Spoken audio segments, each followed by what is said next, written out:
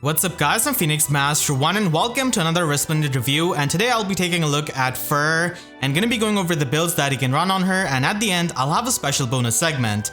So Resplendent Fir is a Gen 1 sword infantry unit with Nameless Blade as her preferred weapon.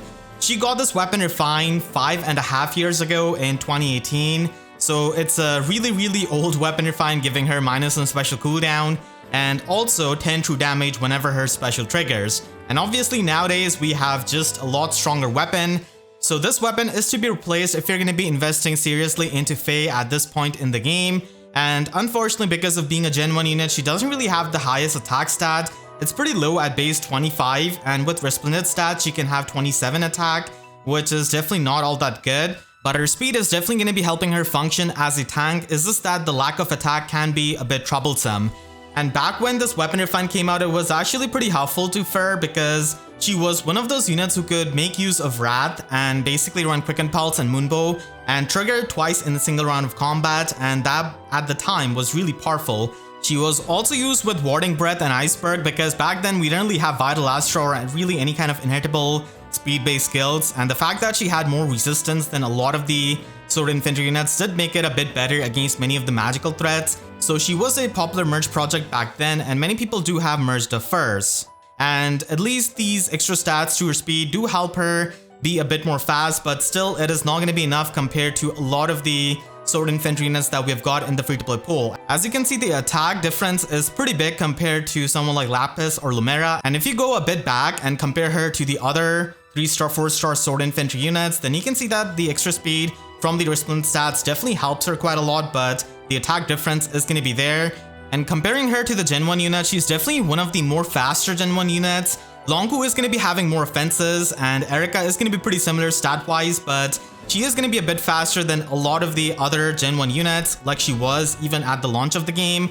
And this next comparison is obviously a bit unfair because it's a 5-star locked unit, but if you're a big Fir fan, then you can pretty much get better offenses with an unmerged Ascended Fir, and she wouldn't even use a Floret to ascend her asset because she's an Ascended unit, and she's going to be able to function as a modern unit if you don't really have the Dragon Flowers or if you don't really want to merge up Gen 1 Fir. Overall, Resplendent Fir is going to be struggling in this kind of sword infantry archetype where the competition is just infinite and there are just so many units that can pretty much do what she does but a bit better. But still, at least she does have the speed to be functional with a lot of the tools that we have gotten, and we have got Arcane Devourer as a pretty amazing arcane weapon for the faster sword units, so it is something that she can utilize if you're going to be investing in her. If you're going to be building her up without an arcane weapon, then you can still get a lot of the useful skills from Divine Codes like Distant Counter, Close Call, and Speed Smoke 4, and Farmer's Tool Plus, which is a weapon from Halloween Kellum, is actually a pretty nice weapon for this kind of omni tanking, even if you're not going to be giving her the arcane weapon. And I would suggest saving your divine dues instead of refining Nameless Blade at this point.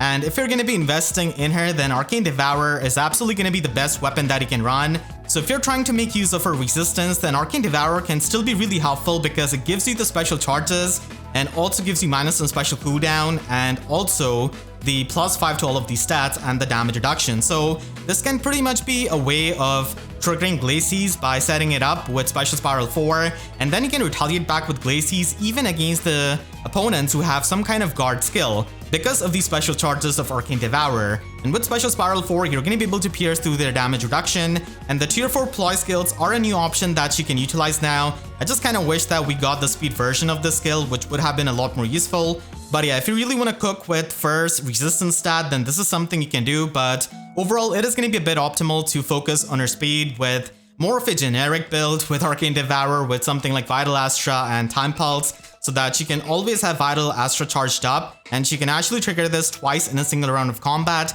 even against guard enemies in her player phase. And then a tier 4 damage reduction skill is going to be perfect because Arcane Devourer does have null follow-up built in, which is really good, and you can just speed stack on Fir, and she does have the speed to make use of this, so it is going to be giving you more damage reduction.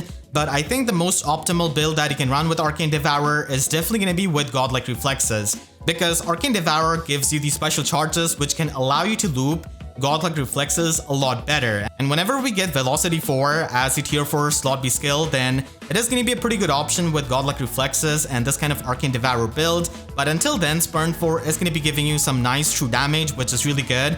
And then Distant Attack Speed Solo is going to be giving her not only the distant counter but also the extra offenses. And then Speed Smoke can just help you stack up even more damage reduction.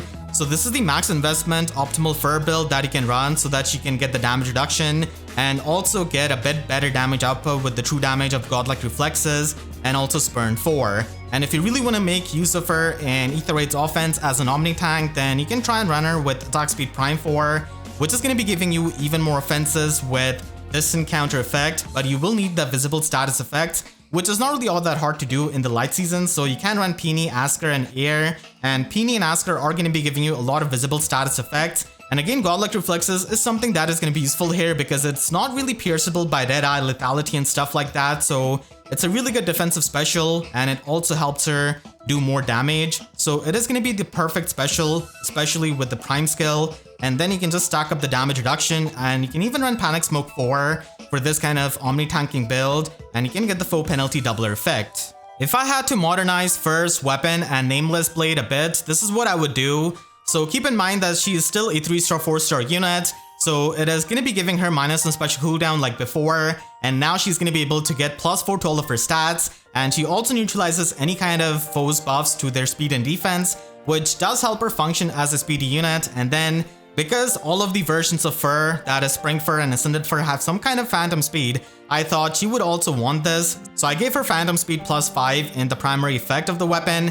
And then for the weapon refine, she's going to be getting another layer of +4 to all of the stats. And instead of doing only true damage when she triggers her specials, she's going to be able to get 15 true damage based on her speed, which is a lot better because she can hit pretty high amounts of speed.